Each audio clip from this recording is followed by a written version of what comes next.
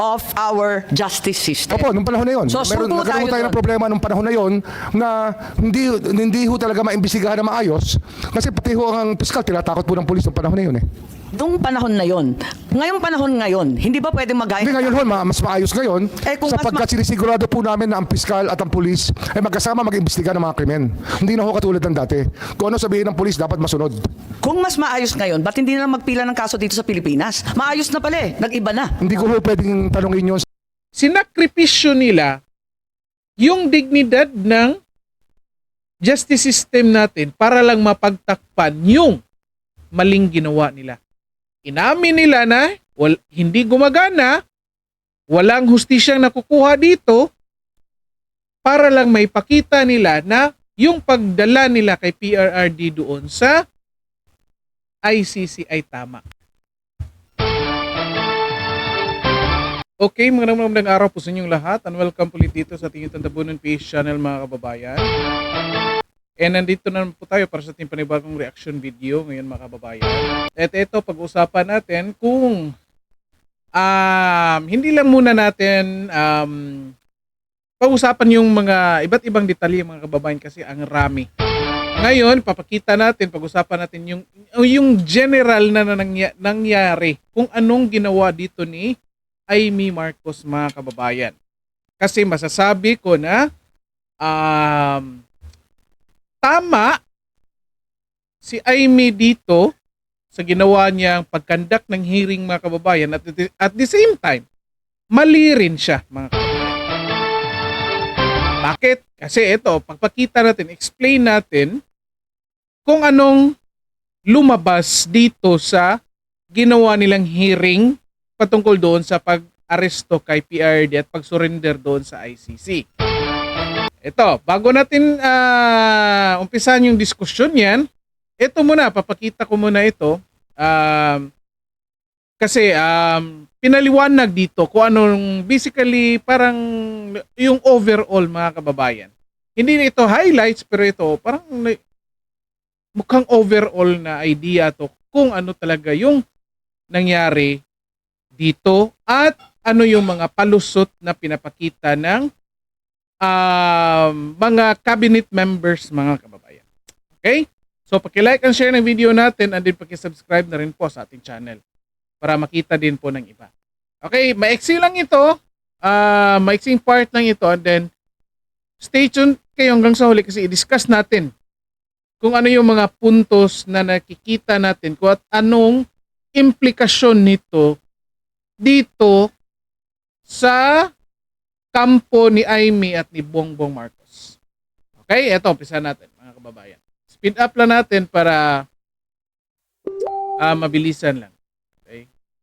Okay, so narinig natin at ito yung diskurso at paliwanag pagkatapos ng ratifikasyon ng ICC dito sa Senado noong 2011. Maliwanag na court of last resort ang ICC at pupunta lang tayo dyan kapag ayaw o hindi kaya ng ating korte dito sa Pilipinas. Ngayon, nangangamba ako pagkat ang SOJ natin sinabi that the families or the victims of the so-called EJK were compelled to sue abroad inasmuch as there was a failure of our justice system. Hindi na gumagana ang ating mga korte. Sa mabilis lang na pananalita, baka naman isa sa inyo ang pwedeng magpaliwanag dito sa kapalpakan or kawalang kakayahan ng ating korte na umandar. Kasi yun ang sinabi. Pero ang sabi naman ni Senator Santiago, the rule of complementarity. I think the DFA is more than familiar with that. Kabisado natin yan. Lahat ng treaty, complementarity ang sabi eh.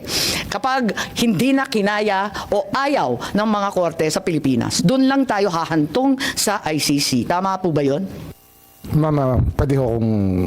Ang ano kasi dito, yung mga nagpunta sa ICC ay sinubukan nila makakuha ng hustisya sa Pilipinas. Ngunit nabigo sila. Pero sinabi ni Senator Cayetano kanina, ni walang naghain ng kaso dito. Yung nga, Ni isa. ang problema nga po rito kasi, yung mga nangyari lalo na sa Mindanao, wala ho talagang paggalaw ang mga piskal ng panahon na yun. Hindi talaga gumagalaw ang kaso. Kasi... Ang sinasabi niyo may pumila? Meron mga nagreklamo, nagdangkang magreklamo, ngunit wala pong nangyari. Pero Yun po yung hindi yun sila ang nag-file. kaya sila nagpunta sa ICC. Hihingi kami ng Hindi ko sila kilala, ma'am, pero yun nga ang yung mga nakausap ko na nung ilang mga araw nakaraan, yun sinasabi nila sa amin.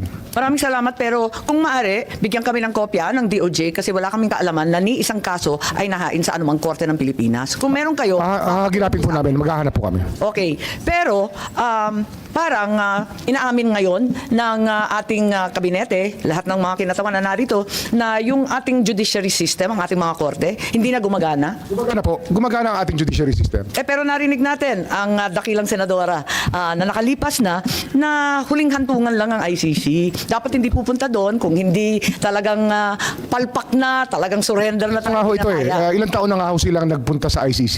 Hindi lang naman ngayon po yan eh. Sila po yung nagpunta sa ICC noong 2016, 2017. Hindi pa ho, panahon pa ho ni Pangulong Duterte. Nakademanda na ho, nagdedemanda na po sila. Yun ho, dapat maging maliwanag dito. Sige, Hindi po pahingi sila na- nagpunta ron nung 3 years ago lang. Nagpunta po sila ron 8 or 9 years ago, nandun na po sila.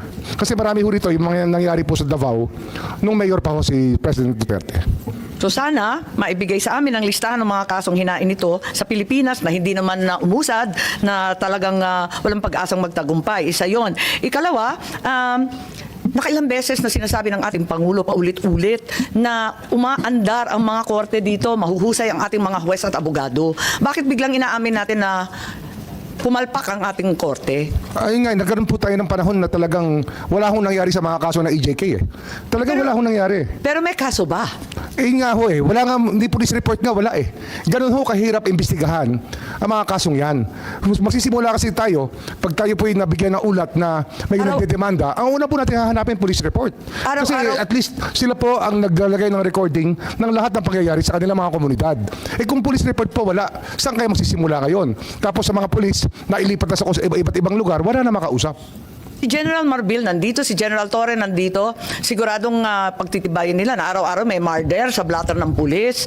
Pangkaraniwan na krimen Hindi po sa drug war. Hindi po sa drug Nangyayari war. yan. Sa drug war po, wala pong blatter ang pulis. Marami nga walang blatter eh. Ang problema nga ho dito, napakarami hong namatay na ang death certificate nga nakalagay po cardiac arrest pero may butas po sa ulo mula sa bala. So Yun ang tama yung kakaiba. so yun ang sinasabi ninyo, failure of our justice system. Opo, nung panahon na yun. So, sure po Nagkaroon tayo tayo ng doon. problema nung panahon na yun na hindi ho talaga maimbestigahan na maayos kasi pati ho ang piskal tinatakot po ng pulis nung panahon na yun eh. Nung panahon na yon, ngayong panahon ngayon, hindi ba pwedeng magaya? Hindi ngayon ho, mas maayos ngayon Kung mas sapagkat sinisigurado po namin na ang piskal at ang pulis ay magkasama mag-imbestiga ng mga krimen. Hindi na ho katulad ng dati. Kung ano sabihin ng pulis, dapat masunod. Kung mas maayos ngayon, ba't hindi na magpila ng kaso dito sa Pilipinas? Maayos na pala eh, nag-iba na. Hindi ko ho pwedeng tanongin yun sa mga nagdemanda sa ICC. Hindi naman po namin hawak yung mga taong yun eh. Hindi ho namin sila kilala. Ma'am, as a matter of suggestion, if I may, ma'am, as stated by the Secretary of Justice, na yung mga biktima ng EJK, ang mga police report nila ay cardiac arrest pero may butas sa ulo. That number's in the thousands, ma'am. Why does the Senate try to investigate that and investigate the circumstances surrounding that? Maybe, ma'am, you can come up with a more cohesive report regarding this matter. Yes, I'm ma'am. not trying to put words in your mouth, ma'am, on what to do. It's merely a suggestion. No, But I when you have a already police asked. force, I ma'am, already asked the SOJ earlier kung may listahan. Ma'am, but patulong there's no naman para alamin namin. investigation, ma'am, into the deaths by cardiac arrest but with a hole in the head. Kaya nga Did the sinasabi Senate ko kung may investigate that, listahan, ma'am? Did the Senate magtulungan investigate tayo. it, ma'am? Did the Po? Senate investigate it? Has the Senate tried to investigate deaths by cardiac arrest but with bullet holes in the head? Parang nalilito ako kasi yung Kian de los Santos, may 3 pulis na na-convict ng murder. So hindi natin masasabi na talagang palpak. Homicide po. Homicide ang binigay na conviction. Hindi po murder. Okay, That is ano one man? of several Well, thousand, ma'am. Nevertheless, hindi masasabi na zero. Kahit pa paano. Actually, meron na ho, may nakatulan. kung hindi ako nagkakamali, 16 na kaso na ang nahalukay ni Dr. Raquel Fortun ng mga taong ang death certificate po ay nagsasabi na walang naging problema pero ang autopsy nakikita pong may butas po sa ulo. Tama. Pero sabi nga ninyo, noon, hindi pwede. Dahil natatakot, nag-iilang, hindi kakayanin. Pero ngayon, bakit hindi magpila ng kaso sa Pilipinas?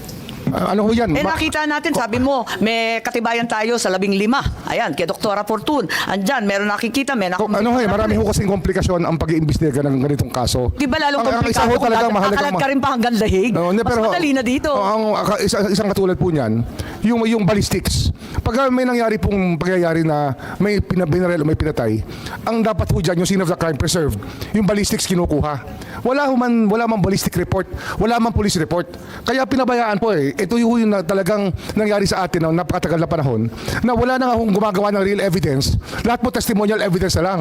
Kaya nagkakaproblema po talaga ang justice system. Yung po yung kinokorek namin ngayon, ma'am. Paano nyo i-correct yan kung cold file yan? Eh di cold file lalo pagdating sa Amsterdam. Kasi pahaba ng pahaba yung panahon. Eh kung walang katibayan, walang physical evidence, eh kahit dalhin mo, kaladkarin mo yan sa ICC. Ngayon, yung sistema po ngayon, basta mas lalong meron hong wala. demanda, kinakailangan pong magsama ang pulis at piskal para naman maging maayos ang kaso. Kasi hindi naman pwede iutos ng pulis sa piskal o iutos ng piskal sa pulis na gawin ng kanya-kanyang trabaho, dapat po magsama sila.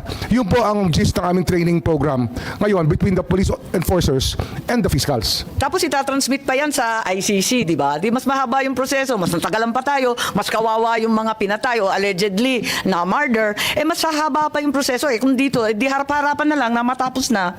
Hindi po ba? Sana Okay mga kababayan. Stop lang muna tayo dyan para hindi na maging mahaba po yung marinig natin. So, I think na naipakita ko lang kung ano yung sa tingin ko medyo may connection dito sa pag-uusapan natin mga kababayan. Okay? O bakit ko nasabi na tama itong ginawa ni Amy Marcos mga kababayan at the same time mali rin. Okay? So ito kasi mga kababayan, dito sa desisyon ni Amy Marcos dito mga kababayan na talagang imbestigahan ito. Nasasabi kong tama kasi mga kababayan na ilantad, na iladlad, na ilahad kung ano yung klaseng administrasyon meron tayo mga kababayan. Okay? At hindi lang yung administrasyon. Again, from the president, down na po yan sa kanilang cabinet members, mga kababayan. Tignan ninyo, yung naipakita natin dito. Di ba? Oh, at sa before niyan, kung I think meron tayong video na ipakita na talaga yung ginawa nila ay illegal, mga kababayan. At ito mga kababayan, pinapakita dito. Until now, sinasabi nila na may problema doon sa police or sa PNP department mga kababayan kasi nga raw may mga death certificate na iba yung nakasulat compare doon sa autopsy report. Andyan naman si Chief Marbil. Hindi naman yan ipinanganak kahapon mga kababayan. Hindi yan ipinanganak 3 years ago. Present yan si Chief Marbil, si CIDG General Torre. Nandyan na yan sa PNP even before PRRD naging president mga kababayan. And yet until now, wala silang nagawa. So anong ibig sabihin yan? Kung talagang inutos ni PRRD yan mga kababayan. Kasi nga, ganyan, yan pa rin yung tanong until now mga kababayan. Kung talagang inutos ni PRRD yan, bakit hindi maipakita, mapatunayan ni PNP Chief Marbil at the same time ni CIDG General Torre mga kababayan? Again, hindi yan pinanganak 3 years ago. Nandyan na yan sa PNP kasi hindi naman yan pag-graduate mo, pagpasok mo sa PNP, diretso ka general. Oh, paunti-unti naman yan promotion nila. Diba? Oh, i-appoint ka nga lang bilang PNP chief. Pero hindi yan ibig sabihin na i-appoint ka, hindi ka police dati and then i-appoint ka, nagiging PNP chief ka. Hindi pwede yan. O, diba? So, alam nila kung anong mga nangyayari. Yet, until now, 3 years ago, natapos yung term ni PRRD, wala pa rin kaso mga kababayan. Involved na sila dyan. So, basically, pinapakita dito ni Rimulya mga kababayan na posible ang may problema talaga dito ang yung PNP. Hindi na nga nila maipakita, maiprove na pinag-uutos yan ni PRRD. Gusto nila paimbestigahan ng Senado. Sinalin si Amy Marcos. Bakit nyo hindi imbestigahan yung mga ganyan, yung mga wrong death certificates? Kayo nga, nandyan sa DOJ, nandyan sa DILG, hawak nyo yung PNP. Wala nga kayong makuha-kuhang informasyon, mga kababayan ako. Ito pa, mga kababayan. Again, nilaglag dito sa ginawa ni Amy Marcos, mga kababayan, nilaglag niya dito yung kapatid niya na si Bongbong Marcos at itong buong administrasyon ni Bongbong Marcos. Bakit, mga kababayan?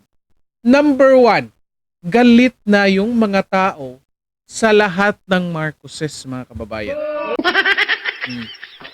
Kahit na yung mga taong may crush kay Sandro Marcos, mga kababayan.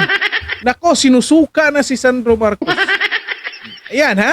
Nung eleksyon, ang daming taong nagsasabing crush nila si Sandro Marcos. Yet, kasi dahil sa pangalang Marcos, galit na sila, mga kababayan. Akala siguro ni Amy Marcos, mga kababayan, nang dahil sa ginawa niyang ito na pagkandak ng hearing, hindi siya madadamay at mas spare siya sa galit ng mga sumusuporta kay PRRD. Akala niya yan. Hindi niya alam, baka nakalimutan niya, Marcos yung apelido niya. So most likely, again, hindi lang apelido, kapatid pala niya yung presidente, mga kababayan. At the same time, kaalyado niya ngayon kung saan tumatakbo siya bilang senador na ang nag-i-endorso ay yung kapatid niya. Di ba?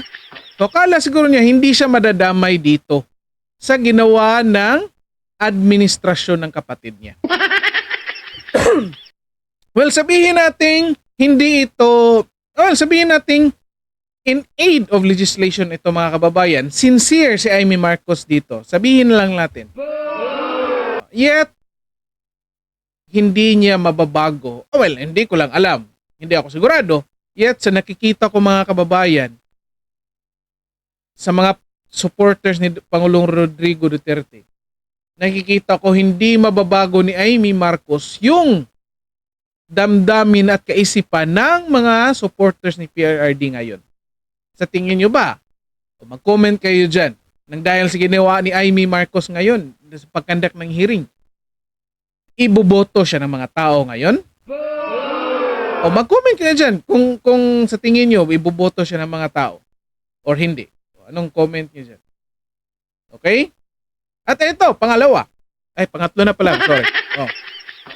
Pangatlo, mga kababayan, yung pro Duterte nga, yung mga supporters ni PRRD at yung mga kakamping, mga kababayan, hindi pa rin siya iboboto. Mas okay pa nung una, nung hindi niya ito kinandak na hearing at naipakita niyang hindi siya umattend doon sa rally doon sa Leyte. Baka meron pang ibang mga supporters ni PRRD, mga kababayan, na humanga kay Amy Marcos. Okay? And yet, nung ginawa niya itong hearing, nakikita ng mga pro-Duterte, mga kababayan, na parang sinasalba ni Amy Marcos yung sarili niya sa kahihiyan sa ginawa ng kapatid niya, mga kababayan. Okay? Well, of course, parte naman sa kakamping, given na yan, mga kababayan, kasi in the first place, ayaw naman talaga nila ng mga Marcoses. Kasi, nung naging Vice President si Leni, si Bongbong Marcos yung gustong paalisin si Leni. Okay? At nung last 2022 elections, ang kalaban ni Leni pagka-presidente ay si Bongbong Marcos. So kahit anong gawin ni Amy Marcos ngayon, mga kababayan, kahit magkakampi pa sila ni Leni, magagalit lang yung kakampik, hindi pa rin siya iboboto. So akala siguro ni Amy Marcos sa pagkandak niya dito ng hearing na ito,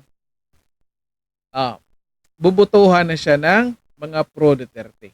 So pinapakita niya dito ang iniisip ng mga tao na yun, nililigtas lang ni Amy Marcos yung sarili niya sa pagkandak ng hearing na yan. Ang problema nito mga kababayan ay itong pang-apat natin. Nang dahil sa ginawa ni Amy Marcos, lumalabas ngayon na ang number one, ang Pangulo ay incompetent.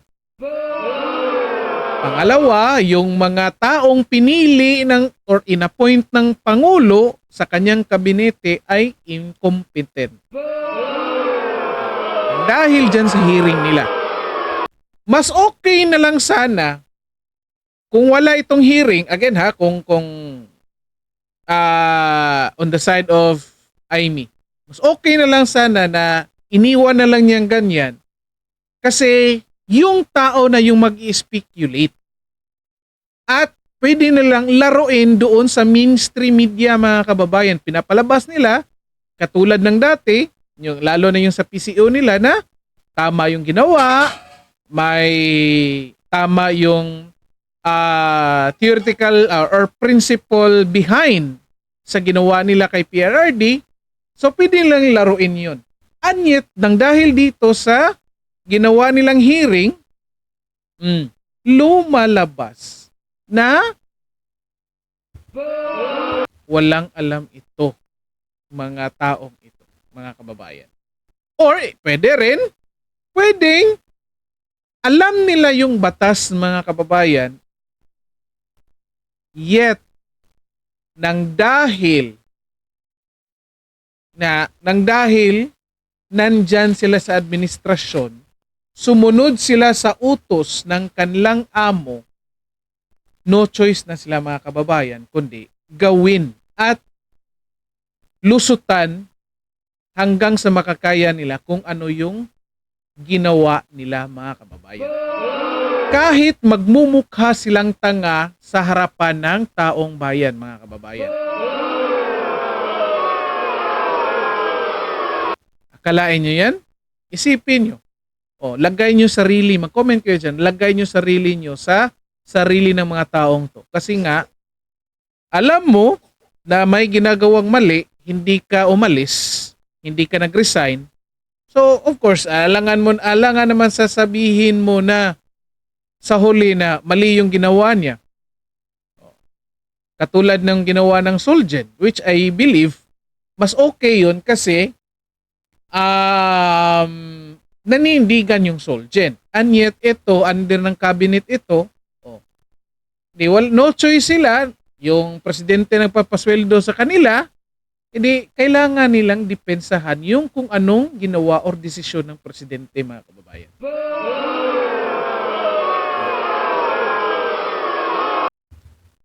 At ito, pang-anim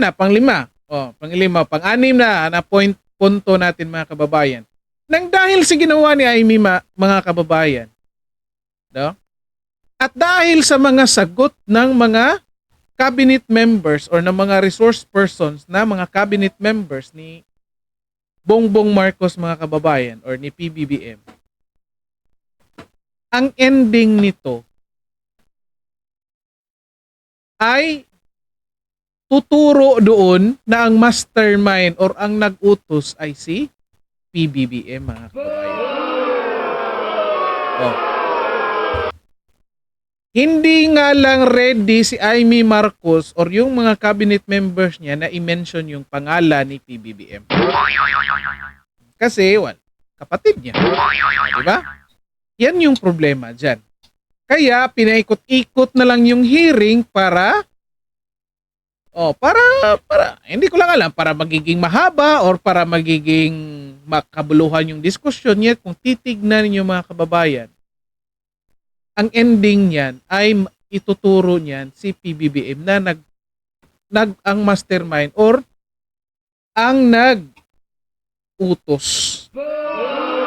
At the same time, uuwi din yan na kung saan ay meron talagang kooperasyon or bintahan kay PRRD doon sa ICC. Ito, yun sa video na pinakita natin, tignan nyo. Yung mga pulis mismo, hindi sila makakuha ng ebidensya. Diba? paano paano nagkaroon yung ICC ng matibay na ebidensya na saan tumungo sa warrant of arrest or pag-issue ng warrant of arrest. Na kahit nga dito sa Pilipinas, yung mga pulis, yung mga otoridad natin, ilang taon na nag-imbestiga, time pa ni Laila de Lima, mga kababayan, wala nga makuha-kuhang impormasyon. Hindi nga allowed yung ICC pumasok dito at mag-imbestiga. So sinong nagbigay? Kung meron man talagang matibay na ebidensya, sinong nagbigay? Diba? Saan galing yung ebidensya? Oh. Yan yung tanong. O kahit ano pa man, mga kababayan,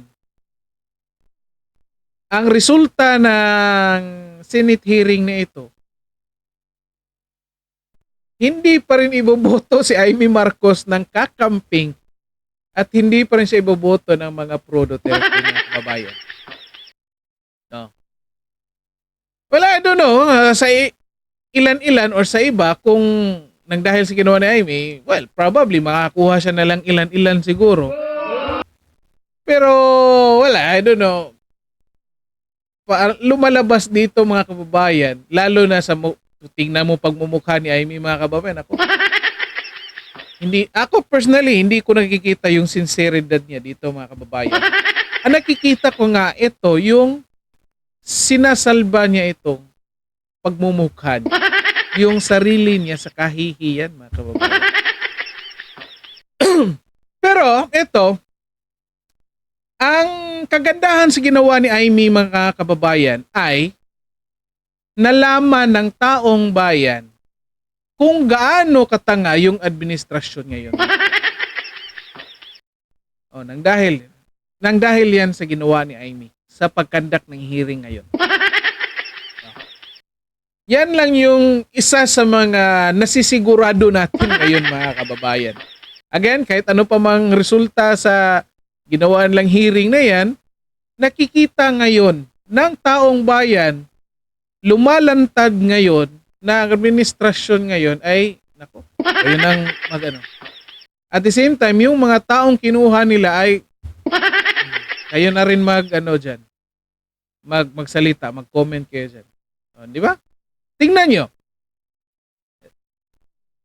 Malaking chance ngayon, nang dahil sa ginawa nila ng hearing na yan, napakalaking chance na yung iba, lalo na yung hindi mga bumoto kay Marcos, mga kababayan, lalo na ako, hindi ako bumoto kay BBM.